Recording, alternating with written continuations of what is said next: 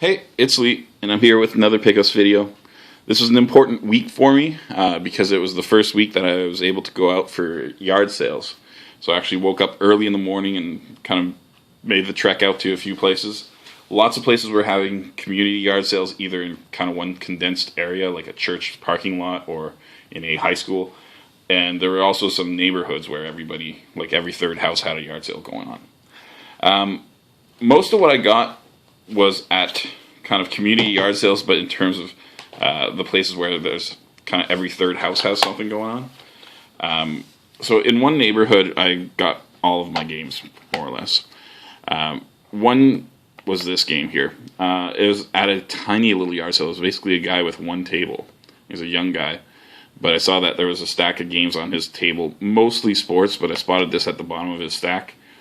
Now, I'd never heard of this game. I'd never seen it before, but I thought it looked pretty cool. It's called Cell Damage. I figured it was cell-shaded graphics, and sure enough it is. And it looks a lot like a Twisted Metal game, which is great because I've been looking for kind of games that play well in groups, in terms of groups. I don't have too many. I have a lot of friends who come over here thinking, oh, you have tons of video games, you always have something to play. And then it turns out that most of my games are RPGs and things like that. So I don't have a ton of kind of group games. This apparently is a lot of fun to play in groups, according to the guy. And I've played Twisted Metal before, so I know that that's pretty great. I don't know if it's exactly like Twisted Metal. I'm just using it as the comparison because that's what he told me. Then I went to another yard sale, and I picked up a few games from it. It was a young family, and I think the kids have moved on from the Wii, and they're probably going to the Wii U or something else, and the parents just decided to sell the games to try to make a couple bucks towards something else. They seemed well off, though, so I don't feel bad about the deal I got, because I got a pretty good deal, I think. So this is Teenage Mutant Ninja Turtles Smash Up.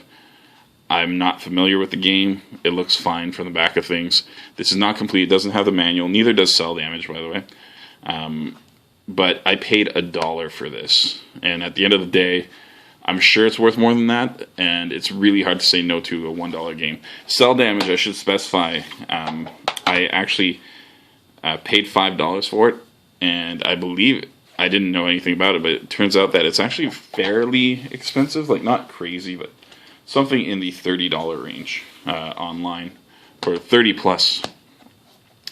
So the next game is the only one I paid a little more from this other yard sale, where I got my Wii games.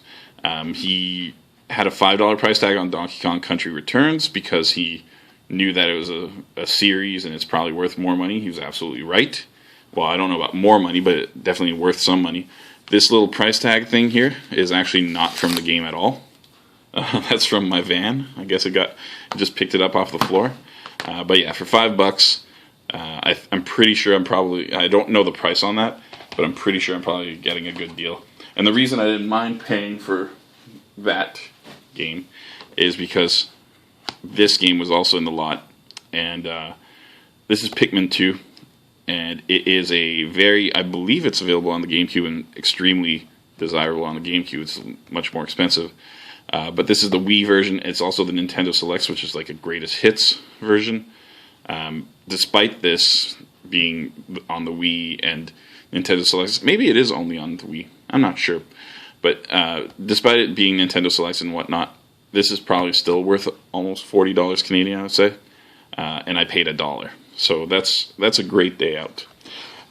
So that makes up the video games. And I can show them all in a stack again, just in case you forgot.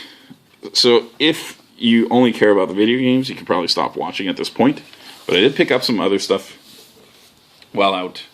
And I showed some things last year that kind of linked to this. So I also I went to a community yard sale at a church parking lot, essentially. And I saw a very nice carrying bag. And I'm not going to be able to show it because it's just too big to show on here. But a really nice carrying bag with a couple cameras on top. And last year I got really interested in just the look of film cameras and kind of the basics of film photography. Yeah, I decided to just pull the trigger on them, even though I'm not a photographer by any means. I love the look of them. I do plan on going out this year and just kind of testing the cameras.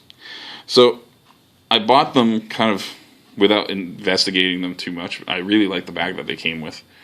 But they also had the lady, after I purchased them, said, oh yeah, by the way, inside the bag is more stuff, so I'll show you that too. So the first thing I got are 2 flashes. So this is an Image CZD 70 flash.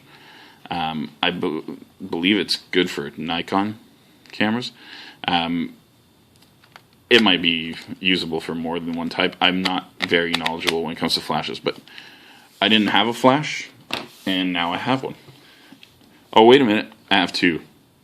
See, I tricked you there. So yeah, this is a Vivitar. I'm not even going to read this because they made up words. Like, come on. So there's another flash. Kind of cool. And these are the cameras. Now, these are not particularly valuable or anything like that, but for the lot and the bag alone that I got it in, it's a beautiful leather bag. It's probably worth $30. I paid $30 for the lot. So I got those 2 flashes, a leather bag. Each camera has its own kind of leather case, even though they're both in terrible shape. This is the first camera. I guess it's Petri brand. I've never heard of this. I believe it is kind of a knockoff. I don't know from where. I suspect it might be kind of an Eastern Europe knockoff. Maybe it is. I doubt it's Japanese. I'd have to do a little bit more research. But yeah, at the end of the day, though, this kind of has the exact same look as the other cameras I have in my collection.